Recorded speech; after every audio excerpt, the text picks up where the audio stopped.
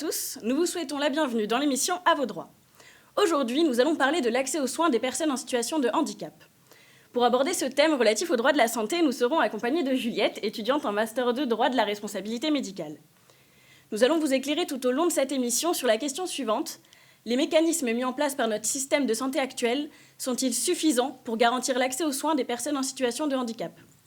Pour cela, nous allons ensemble essayer de comprendre les problèmes persistants dans la prise en soin de ces personnes et voir ce qui pourrait être amélioré dans notre système de santé actuel.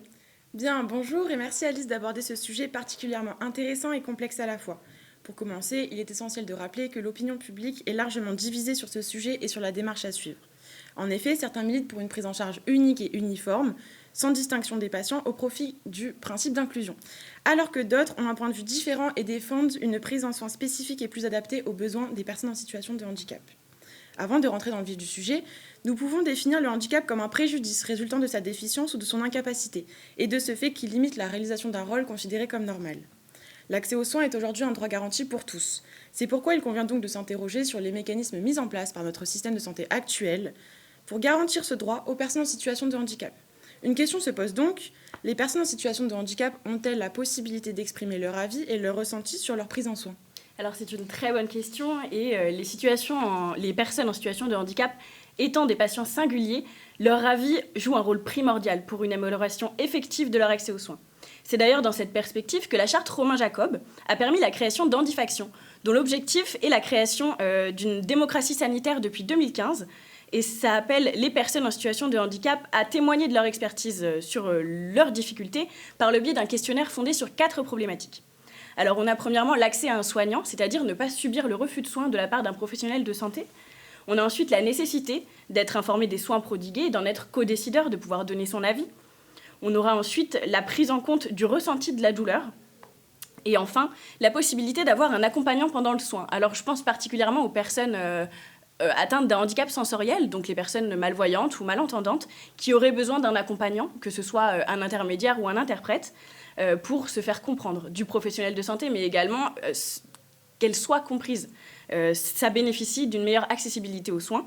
Et on a d'ailleurs quelques chiffres qui ont été sortis par Handifaction pour le dernier trimestre de 2022.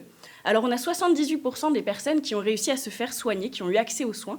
Ce chiffre est malheureusement en baisse.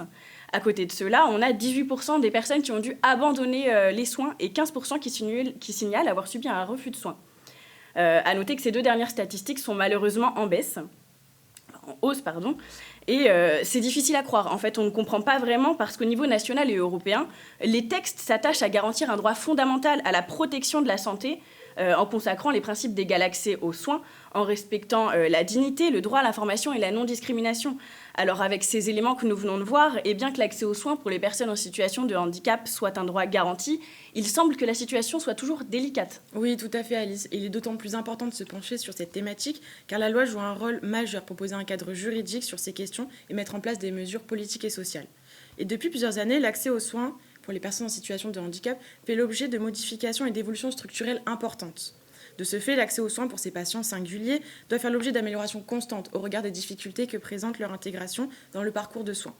Heureusement, pour la bonne évolution de notre société, les pouvoirs publics ont conscience de lacunes dans notre système de santé actuel et prennent ainsi des mesures régulièrement pour pallier ces problèmes et l'améliorer. Par exemple, les pouvoirs publics ont mis en œuvre des dispositions de consultation dédiées pour les personnes dont l'accès dans les conditions habituelles serait trop difficile. De cette façon, l'ARS des Hauts-de-France, le 31 mai 2021, a fait un appel à ce sujet. Et comme nous venons de le voir, et bien que notre gouvernement actuel tente de pallier à ces problématiques, pensez-vous qu'il y a encore des obstacles à franchir pour parvenir à une meilleure prise en soin ? Alors, il y aura toujours des obstacles, donc évidemment, il en reste, puisque le patient en situation de handicap, en plus des besoins de santé primaire, a également des besoins de santé spécifiques, qui sont liés à son handicap, notamment dans l'autonomie de sa personne, tant dans les gestes de la vie quotidienne que dans les actes de la vie sociale. Donc avant même l'accès concret aux soins, il y a divers obstacles, et ils sont nombreux. Quand on arrive enfin à la prise en soin, on a des obstacles liés à des défauts de compétences ou de disponibilité des professionnels de santé, comme on a pu le voir avant, mais également des problèmes dans l'accessibilité et l'adaptation des services de soins. Je ne parle même pas des difficultés rencontrées par les aidants familiaux et par les problèmes de solvabilité des soins, puisque les soins coûtent cher. On a également des problèmes, des obstacles particuliers selon le lieu où vit la personne, son âge, son handicap ou alors sa situation de précarité éventuelle. J'ai tendance à penser que le problème majeur réside dans la formation apportée aux professionnels de santé. Vous me donnerez votre avis par la suite, Juliette, mais j'ai l'impression qu'elle n'est pas suffisante pour appréhender la prise en soin des personnes en situation de handicap. Alors oui, Alice, c'est un vaste sujet. Et le rapport Pascal Jacob du 6 juin 2013 sur l'accès aux soins et à la santé pour les personnes en situation de handicap a eu un poids considérable. En effet, 7000 signatures, ça n'est pas rien. Et parmi celles-ci, la signature du président de la République. Cette charte s'impose aujourd'hui comme un véritable guide éthique de l'accès aux soins pour les personnes en situation de handicap. Et comme vous venez de le souligner très justement, Alice, ce rapport met en exergue que les professionnels de santé n'ont pas été préparés à accueillir les patients avec une pathologie particulière. La faible formation médicale dans ce domaine pose un véritable problème, c'est un obstacle majeur pour l'accès aux soins. Et par conséquent, ce manque de formation peut engendrer des retards dans la prise en charge. À cela s'ajoute l'inaccessibilité des lieux et leur inadaptation aux besoins spécifiques des patients. Car en effet, sur le plan matériel, les installations sont fréquemment inadaptées aux personnes à mobilité réduite.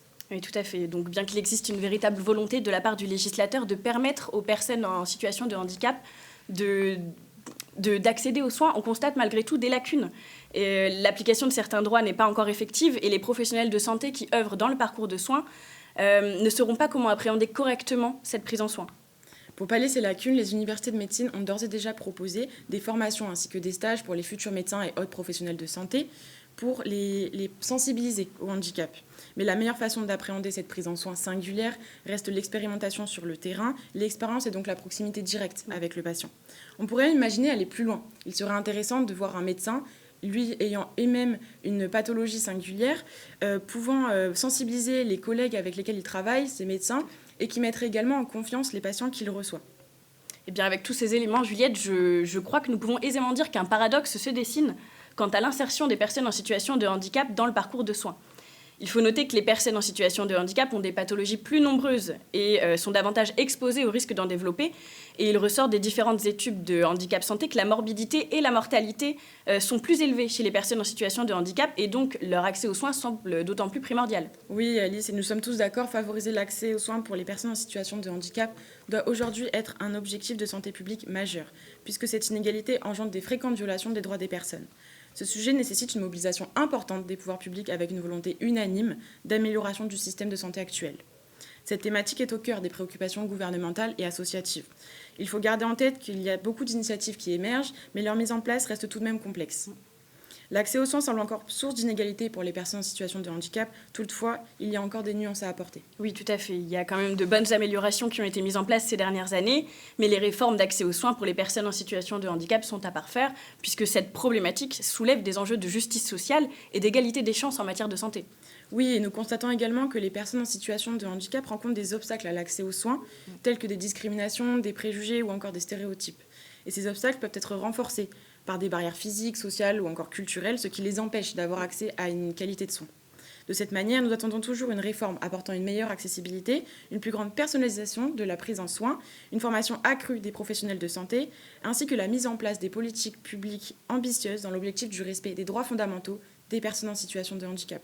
Et bien, sur ces mots, très chers téléspectateurs, nous pouvons conclure sur notre thématique du jour en affirmant que bien que l'accès aux soins pour les personnes en situation de handicap soit un enjeu majeur de santé publique qui nécessite une prise de conscience collective et des actions surtout concrètes pour garantir une égalité d'accès aux soins pour tous sans discrimination ni exclusion.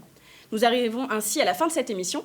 Merci Juliette de nous avoir éclairés sur ce sujet et merci à vous, très chers téléspectateurs, de nous avoir écoutés aujourd'hui. Merci à vous Alice pour vos précisions. Je vous donne rendez-vous vendredi prochain pour un nouvel épisode d'À vos droits.